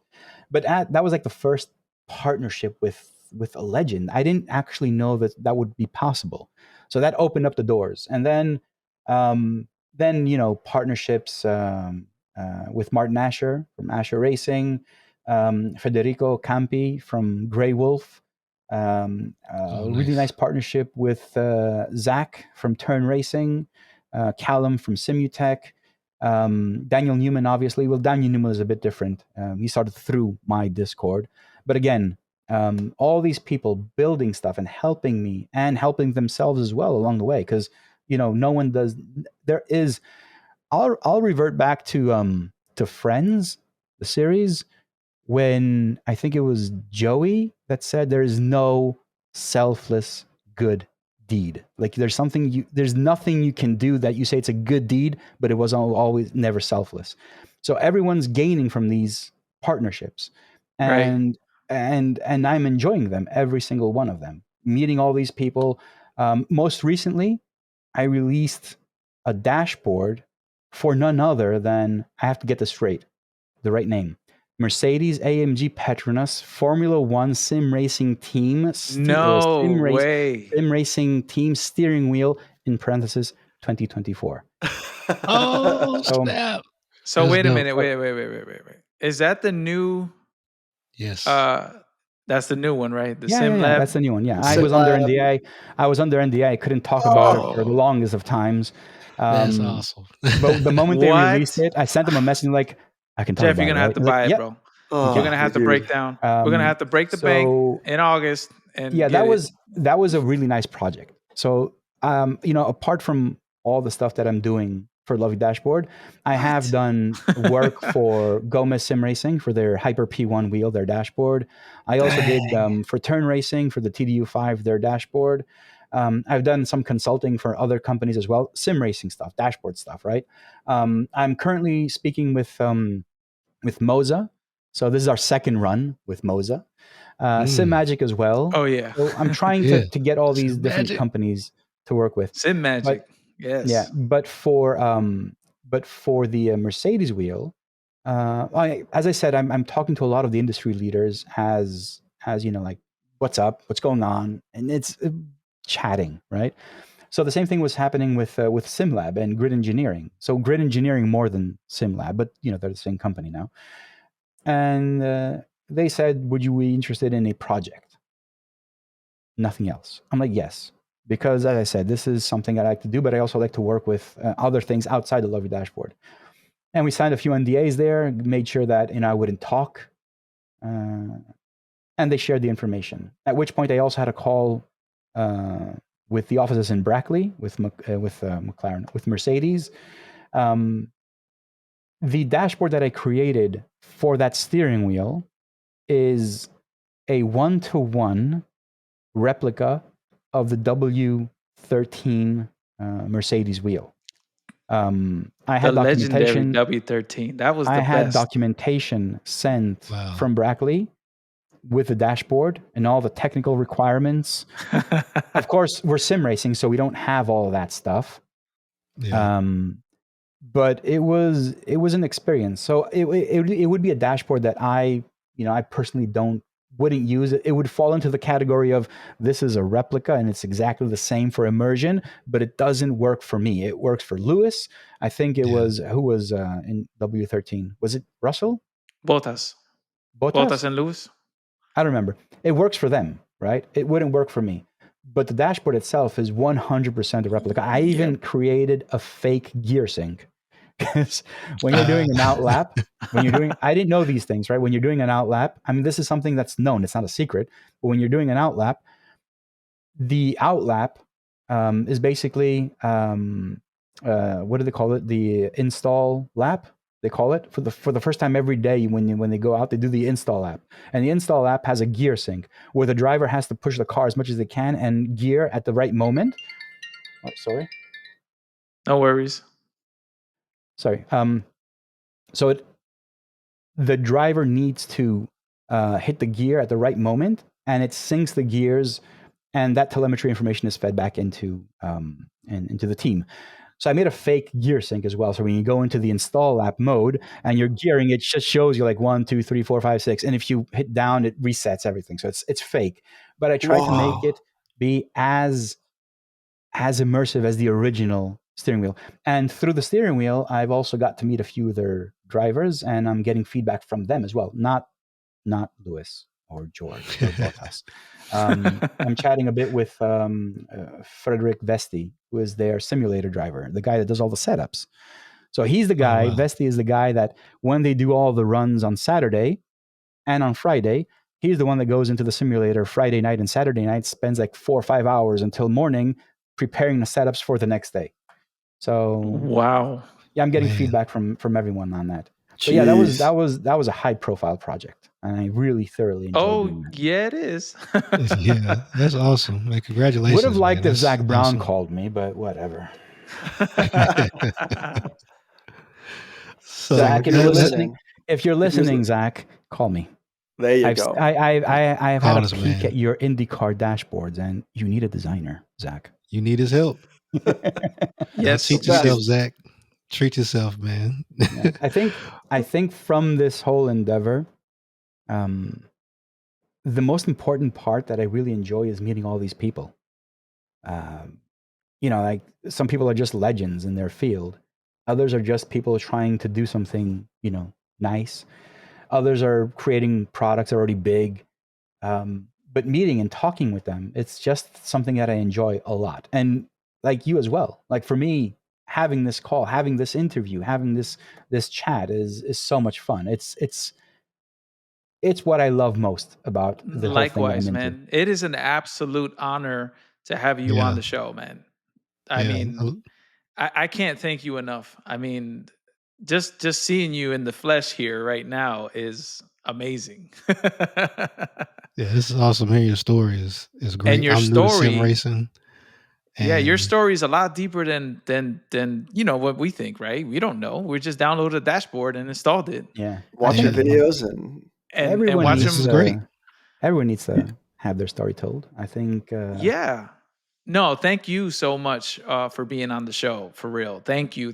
We can't thank you enough. So, Yeah, this is I awesome. mean, I'm ecstatic. I'm ecstatic right now, just filming right here, right now. you in your Aston Martin shirt, sure. Alonso, man. I mean, we're slow right now, but it's all right. We'll figure it out. Jason, can I I made a get version. one question in? I made a version of the Yeah, Hyper Jeff. P1, the dashboard, specific for Aston Martin and Lance Stroll. You did? Nice. So close to What? Fernando, but Come on, Fernando's a legend, bro. And I know. tomorrow's his birthday, or today is his 40. He's 43 now, I'm and the still older than man. him. Still doing it. don't date yourself, man. Yeah, go ahead, Jeff, with the question. Hey, Go ahead, Constantinos, please. I got a question for you. For a guy that's so dedicated to these products, when you get in and you're driving, and you got an hour or whatever, one race, what's your game? What's your class? What's your car? It's ACC GT3s. I don't have time to dabble. Like honestly, I try to get iRacing. Every time I'm like, I'm going to do something quick in iRacing, I launch it and says 1.5 gigabytes updates before I continue. So I let it update. Like 10 minutes go by. I'm like, nah, I just can't do this. That's Jeff's life right there. it is simply a case of practicality. So ACC is very easy to set up with the triples and everything. It works well. I like it. I enjoy it. So the first thing I do, if I want to have like a quick race, I jump in ACC. It's going to be LFM usually or pit skill. I avoid AI racing and stuff like that. It kind of bores me. So yeah, that's it. As simple as that. I have all the games purchased and installed, but ACC is like my go-to because everything just works out of the box for my system, right? iRacing, I've never ever got it to work perfectly. Wow, But that's that's interesting. Fair. I What's don't your have too car? much time, to be honest. Yeah. So, okay, Constantinos, what do you think of the current state of sim racing, and where do you see it in 5 years? Well, if we look back at where it was 5 years ago and where it is now, you'll see that there's like 1,000% increase in interest, and the companies getting involved and the money being spent in investments is huge. Yep. So I would dare to say that in 5 years from now, we'd probably see another 1,000% increase. It really is a small market right now. Given the fact that motorsport is such a huge part of everyone's lives. Like, what is it? Like, there are countries that, like Brazil, it's football and Formula One. And given that you can do this in an affordable way at home, and not just race in a game, but race online and participate in high profile races and be competitive, even with your G23, you can race against guys with SimuCube Pro 2s and still win. The equipment is completely irrelevant to your talent and your capabilities. I see sim racing growing exponentially. Like like if we have this call in 5 years from now, it'll be a completely different landscape. It's not going anywhere, in my opinion. It's only going up from here. They thought it was. Like the initial impression was COVID has spiked it because everyone's at home, but once it goes away, it'll die out, and just the original people and maybe just a few more will continue. But it's not going anywhere. Like when you see companies like Porsche, BMW, McLaren, Mercedes Ferrari, now. Yeah. Mercedes, like all of these big players stepping up and investing in this, it's not going anywhere. Like they see something that obviously we can't. We just feel it. I feel it. The way the dashboard is being used and the usage of the dashboard growing and my membership's growing, you realize that this is not going to slow down. It will eventually plateau. Everything does, but it's not going to happen. I don't think it's going to happen for the next 5 years at least.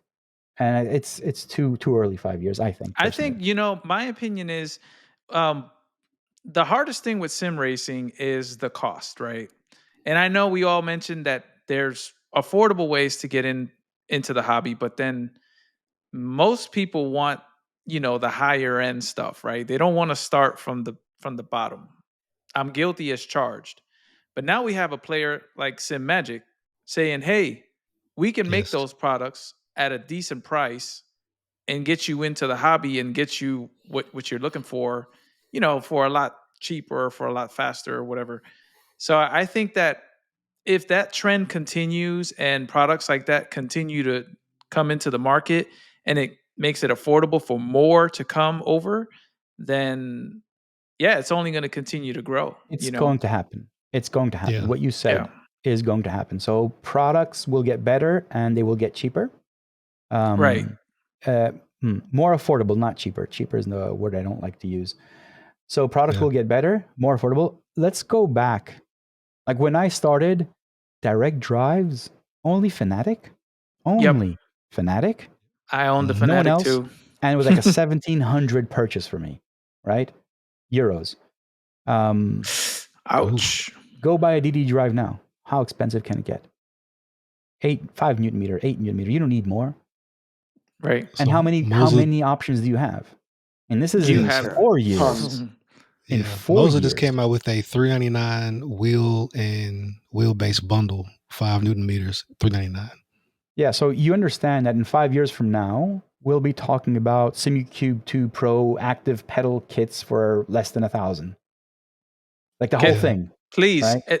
hear him, please. Yes. Because It's going to be that. It's mathematically, it's a progression. if they were $1,000, I would have ordered them right now. No, I mean, I'm betting that the active pedals, unless there's a patent for it, will be way more affordable in the next couple of years. Hopefully. Unless there's like a strict I hope patent so. that you cannot copy that specific design, which I'm pretty sure they do have. But even SimuCube will come out, and this is I've never spoken to SimuCube, so I don't know them. This is just my assumptions Opinion. here. Yeah. But they will come out with a more affordable active pedal. I don't think it'll stay with that. And if they don't, someone else will. Probably Sim Magic's going to release one. I just have a gut feeling that they're eyeballing the market. And they're like, we look at the market. You have Sim Magic, you have Moza, and now you have from the left field coming out of nowhere, Conspit. What are these guys? Yeah. They released a new wheel. They're releasing DD bases. They're releasing pedals. They're releasing high-end equipment, which is affordable at some point. And they're just keep on pumping new stuff out at a pace where I don't know how they're doing it. I don't know what their quality is. I have no interaction with them, but they're doing it. Yeah. And if they're doing it, someone else is going to do it as well. And as long as they keep as long as they keep the quality high at a decent place, I think this market that makes sense. You know what? That you make a good point there, because the more options you have on the market, then there's more, how do you say, competition. yeah, there's more competition. Yep. Fanatec had the market cornered for years. They cornered the market. It's like, well, if you want to use a DDU, a DDU, a DD wheel, right? We're the only ones that are making one, and we're the only ones that are making them that are compatible with a console. That is the other caveat here. And that is another thing, that they need to make these products more accessible to console, because a lot of the user base on console would love to sim race using that gear and that hardware. Do So you Just do you yeah. does any of you remember or know the mini disc? Yeah. The Sony mini mini disc, Yeah. like GameCube? Like, what do you mean? No. So after the media. CD came out, I Oh, think it was Sony. the mini discs. Sony invented the mini disc, which was like a little like a Game Boy cartridge, which had a little Mhm. laser disc in there, right? Right. And you can use this. It was far safer and easier to use in portable devices at home or whatever. What happened is Sony licensed it at a very high price. So if you were a company that wanted to create one, you'd have to pay a shitload of royalties to Sony. If you wanted to create mini discs, blank mini discs, so you can write on them, you'd have to pay a lot of royalties to Sony. Sony thought that they're golden. They made a mini disc, which is an amazing device, really practical, really small, fits in your pocket, holds thousands of songs, whatever, and they're done. They just need to get royalties and sit back and relax. It died because no one was willing to pay those royalties. I think we're in the same place now with the consoles. Right. Xbox, PlayStation. Yeah. The reason you don't see a licensing lot thing. of PlayStation consoles is Right. because the licensing is huge.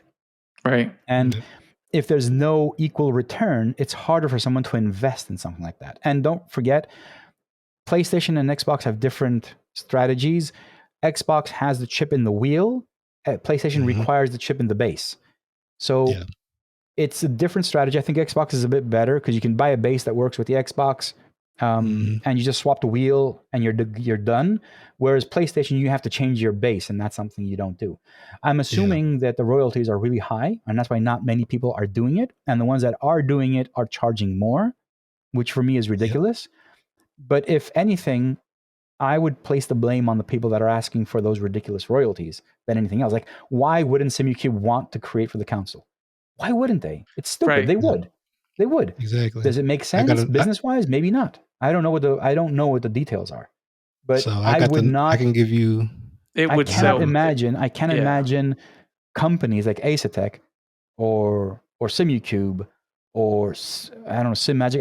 I don't know the exact specifics of these. I don't imagine why they wouldn't want to make something for the consoles. Right. They would. So I can tell you right now, GT7, just GT7, has sold over 3 million copies. Just that one game alone. It's PlayStation 5, GT7, 3 million copies. Wow. Like when I put pictures of my rig in a chat, when people find out I'm using SimMagic stuff on the PlayStation, I get swarmed. I get messages all the time of people asking questions like, I would love to use SimMagic stuff. How'd you do that? Better stuff. How'd you do that? Can you post a video? I mean, I'm about to start a channel just for the Facebook groups I'm in. One of the Facebook groups I'm in has 100,000 people in it. It's just sim racing. And these people there are people that are racing on PC and everything. But when I post about GT7 and using SimMagic stuff, I mean, I'm getting swamped.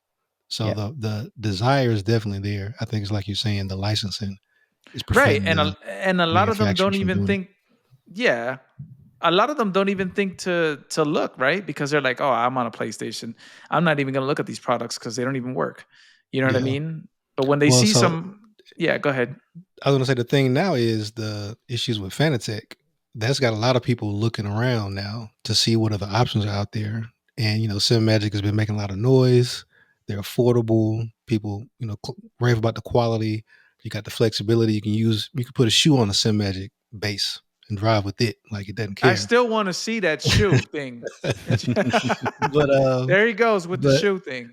but it's a lot of opportunity there. I think like Constantinos was saying, the companies just have to figure out how to make it, to where it works for them. Yeah. It's going to happen. I'm pretty sure it's going to happen. And Yeah. imagine PlayStation, 3 million copies for GT7. Imagine how many copies in total for Sim, if they could. Exactly. So I think the pressure is going to rise. It's Demand will rise, so things will change. That's why I'm saying in the next 5 years we're gonna be in a completely different landscape. And these consoles, man, they are so friggin' powerful. They are so powerful. Like PS5 is like you can power an entire space station with a PS5 now. Like it wouldn't even break a sweat. They went to the That'd be moon easy. with a watch computer. Like my watch is more powerful than the Challenger that went up to the moon or whatever the Apollo mission. So it's not about power anymore. It's just royalties and who gets to keep the most money. And I think that's going to change. Yeah. Competition will change it. They Right. won't have an option. They will not have an competition. option. Will pressure. It'll apply the pressure. Yeah. Yeah. Let's not forget. Like we've been talking about okay. Go ahead. I'm sorry. I was about to say about like Fnatic, and the company has been getting a lot of shit, and rightfully so, as far as their support and everything else. Thank you. Thank you. I mean, I'm calling it out first. Yes, their support has been lousy. I have never ever experienced bad support personally. I ordered a few QR2s, like 2 sets, and they shipped and arrived within like 3 or 4 days. But I'm in Europe. Maybe that's a big difference. I don't know. But for a company receiving so much shit, we're forgetting that they were the absolute pioneers of sim racing. Let's not forget that if it weren't for Fnatic, I don't think this market would be where it is today. I'm not talking This about is true. I'm not Yes. talking about Jägermeyer and the family and what they're doing today and what's going on. No, I'm talking about the company in general. Like if they didn't have a DD1 or DD2, I seriously doubt we'd have any DDs today. We'd have them eventually, or they wouldn't be in a place where they are now. Like they're ubiquitous. And you're buying a base, but you're not thinking, should I get a belt, gear, or DD? It's not a question anymore. It's DD. And I think it's a lot to do with what they have done. They took the risks. They created a DD at a really high price when there was no competition. And some might say, yeah, but they're making all the money. But they weren't selling that. Like they were selling, yes, because they were the only ones, but it wasn't what we have today. Only because more companies got in, more affordable, has this thing blown up. But if it wasn't for them, I don't think like they were the pioneers of sim racing for me. I don't care what's going on with the company now. I have expressed my views on what's going on and why and whatnot. But I truly believe that if it weren't for Fnatic, we wouldn't be talking right now. We'd maybe talking a few years later. So for them, it's we really need to acknowledge that. Yeah, I agree with that for sure. I agree. Good perspective. I was going to say, we've been talking a lot about the future. What do you see the future being for Lovely Sim Racing, or what do you have kind of planned for the future of Lovely Sim Racing? Oh, that's a big question. So, where's my list? Just unfold a piece of paper. It falls down. So the future of the Lovely dashboard. Immediate future, and this is something that I've shown on streams and I've demoed as well. So the entirety of August, that's why I say I'm probably not going to release new things in August. For the entirety of August and some of September, I'm going to be working on the Lovely plugin. So getting rid of one of the the hardest parts of setting up the dashboard, which is the configurator and the files and all that. So I'll be working on a plugin for that. And August will be plugin. And yeah, I think that would be it. Like that's what I'm going to be focusing on for the immediate future. But going on from that, there are a lot of partnerships that I'm working on. The Lovely dashboard itself is changing. There will be a big change sometime in September or October on how everything works with the memberships. So if you're a member, I want to make it a bit more obvious why you should become a member. So membership perks are going to be changing. That has to do a lot with the plugin. The products themselves should be getting better because of the plugin. So everything right now, this is a strategic move. What I'm doing with the plugin, I'm trying to change the way it works, make it for the best, for the better, using the plugin and the experience, first install and setting it up and getting it up and running. After that, I also have the Lovely SimRacing store, which has launched, the brand new store. I do have merch and stuff you can support by buying and so forth. So we have like team kits, these simple shirts, a few products you might want to have with logos on it. But the next big thing as a product, a physical product, are the sticker sheets. So I don't know if you've seen them or you know what they are, but they all began after I got the Asher wheel. So this is why I say like partnerships are so important. When I did the partnership with Martin Asher and he sent me the wheel, the first thing I did was what do I do with the screen? So I created the Lovely Dashboard Companion. And after that, I realized that they have these like, really smart buttons, these switches here in the front that can do many things. And I have videos on that and what they do and how you can set it up. But I also figured out you can have stickers here that can guide you, like what you would see in real life racing cars. So depending on what position it is, it has a different label and stuff like that. So I created those for myself. And on stream, a lot of people were like, "Where'd you get those? Can I get those? Can you help me?" And there was quite some demand for those. Um, Verbal demand. Like people were saying, "I would want them."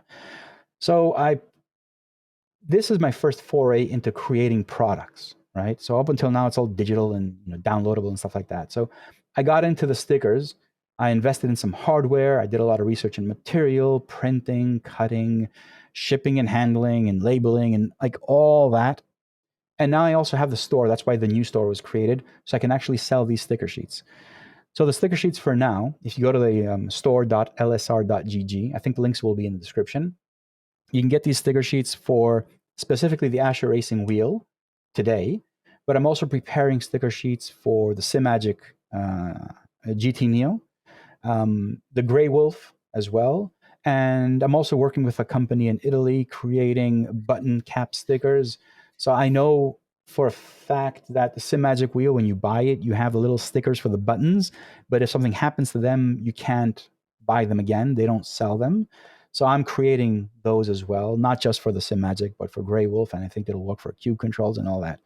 So in general, the future for me is progressing on the development of the Lovely dashboard and the ecosystem, putting more effort in the pit wall, which is a paramount product. It is a reason why you want to become a member, essentially, but also working a bit on the store and creating products.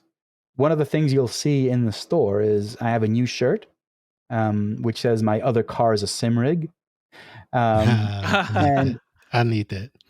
yeah, there's Love 4 it. different Love it. colors and stuff like that. So that is, I went from designing, then switched over to doing marrying the motorsports and everything. And at this point, I kind of miss just free designing stuff that are not the dashboard. So that part will be the sub hobby outlet where I will be creating more t-shirts and more products that have a creative aspect that revolve around sim racing, but are not lovely sim racing. So you won't I see see. like the logo front and center. It won't be about the lovely dashboard. It won't be about my partners. It'll just be t-shirts or whatever I can get my hands onto, with a design perspective on it, something you'd want to wear. Not necessarily lovely sim racing product. It'll just be something creative for me to do. For right now, there's just one t-shirt, but I'll be coming out with more as time goes by. All right. One thing I said I don't want to really talk about this, but I hinted at it on streams. But my time on the project, Jason, just so you know, is not going to diminish. It will increase. So there is a plan for me to start working far more on the dashboard, Wow. putting more time on the dashboard, the pit wall, all the products, and the store, and Yes. working on partnerships and Yes. new products to sell. So that is Hell yeah. happening.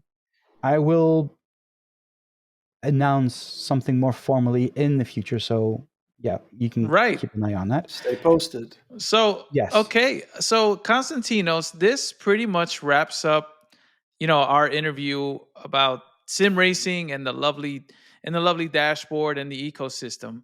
But I do have one final question for you. And there seems to be a sim racing expo happening in Germany Yes. coming up. Will you be attending this? And will you have any sort of coverage over there? Or what is your plan? So the plan is that I will be at the Sim Racing Expo, the ADAC Sim Racing Expo in Dortmund. It's in October. I don't remember the exact dates. I will. Well, the plan is that I will be there. I will be hosted by Asher Racing, and in the Wow, plan man. is that Congrats. I will be with them in their booth and demonstrating the Lovely dashboard on their sim wheels. So it'll Nice. be Sick. kind of like a hosted sub booth within Asher Racing. Yeah, and the plan is I will be there all 3 days. So if anyone is out there, anyone is planning to go there, if all goes well, I will be there. I would love to meet everyone in person.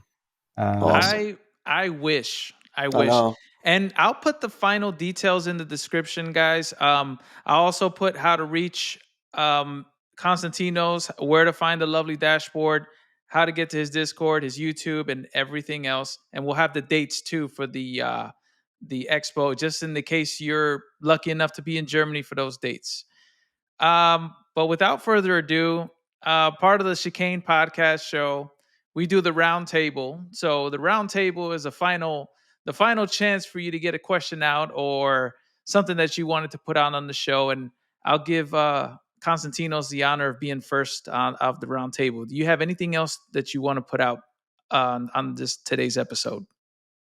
I think I spoke about everything. I even said that I'd be putting more time in the dashboard. Um,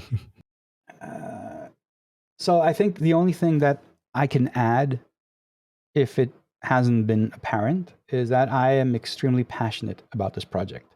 I have already invested so much time. My plan is to invest even more time on it. I want to make more partnerships, work with more people, make this thing work with more products, like we did with the Asher Racing and the Grey Wolf steering wheel, and expand it as much as I can. I really hope that this will become my new gig, my new job. So, and that's what I'm working towards. So that's all I think I can add. All right. If it wasn't already apparent, I'm crazy about this shit. I'm pretty. It's been pretty noticeable. One thing that isn't on the site and anywhere else is that I'm talking. Well, this could be the ad. This could be the big announcement. I'm working with David Perel trying to get SimGrid in the dashboard as well, and maybe Nice. more. Damn. Maybe more stuff. I don't know. Oh. Oh. But Got wait, stuff all over there's the more. place. Yeah. Just one more thing. No. Just one more thing. Yeah, as I said, I'm trying to expand this and make it ubiquitous. Like I really And you would will, man. love it. I believe you will. I believe would you. really love it if someone said sim racing and they're like, oh, the Lovely dashboard. That would be the ultimate goal. I mean, you should check Google, man, because you're pretty much the top of the hit when you put dashboard sim hub. Lovely dashboard pops up. I'm not even kidding. I don't Google As it myself, but I should. will do now. As it should. So, Jeff, Eric, anything? Yeah, I'll go Why not? first. Hey, Yeah. Constantinos, to listeners, I just wanted to say thank you. You're more than just a person behind the keyboard building stuff for us. You're just a good dude and a good person. So thanks for everything you do. And to all the listeners, drive fast and break late. There it is. There it is. I've been waiting for it. All right, Eric, did you come up with something? And it better not be, you already know what the restrictions are on this. Yeah, I think I had to push the limits on just about everything else. I have to come up with something. Don't be mentioning Android or PS5s on the show, man. I already told you. Hey man, it's real, man. It exists out here, man. We real people. But with Constantinos, it was an honor meeting you, man. Just as a tech person, like I work in cyber, I worked in tech support, engineering, and just hearing your story and how you were able to apply your passion to the Lovely dashboard and the response you're getting, it's inspiring for me. Amen. That's I'm so hyped, man. I can't wait to share this podcast out. Thanks, man. And and just even your foresight as far as the future of it. Going to work, I probably have about 4 or 5 guys who are going to get in trouble with their wives. Just talking about, beginning to talk about No, sim racing, please like don't. showing them pictures Please of my A don't. little firewall, that's what I call it. piddly Just- rig. Like the number of people that would be excited about this, and the fact that you've already kind of done the work to make it a seamless process, building something so useful. I just like watching Jason race and just watching the pit wall and everything that he's using. And I'm excited about being able to use it myself once I go to PC. So it's been great for me. Yeah, thank you. I'm more honored than you guys think of being here and talking with you and meeting you. I don't know, man. I don't know. No, it is. I don't It's know, true. man. There's three hearts on this show, and then there's you, man. So we're kind of like we're feeding off of each other because you, as a person, you're not just the same thing that Jensk said. You're not just some guy that says, "Here's a product, buy it." You know what I mean? You're a real person. You're a real man, and you actually care about your craft. And I'm your biggest fan. You already know that. I'm your biggest fan. I've told the guys, everybody that comes up to me and asks me about anything sim racing, and I was like, but do you got the lovely dashboard? That is the first question. Or do you know about the lovely dashboard? Do you know how to use Discord, by the way? Discord is the thing. And then I'll give you the link to Constantinos. Follow him, support him, because I don't want you to go anywhere. I want you to succeed. We want you to succeed. Amen. True word. Truer words. Yep. Yes. And that's when somebody asks Jason where the bathroom is. That's his response. That's right. Yeah, 100%. So with that, again, on behalf of the three of us here on the show, I want to thank you so much for giving us the time and the pleasure of having you on the show. Thank you so much. And to all our listeners out there, have a great start of your week. Thank you. I thank you. Thanks.